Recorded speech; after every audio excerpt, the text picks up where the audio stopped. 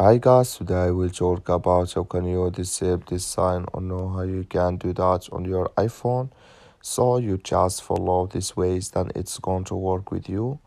All you have to do in first you just click on settings here.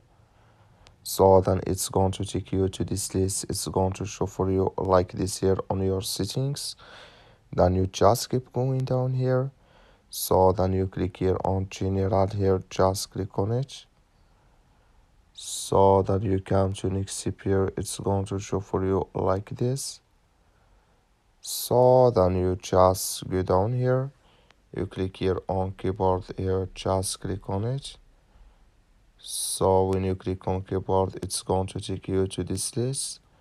So then you go down, just keep going down here. So then you come here to slide to type, you click here in this sign or this color. Like you see here, color it's gone, that's means slide to type disable with us now. That's all you have to do. That's all. Thank you for your watching. Don't forget to support us by liking, subscribe.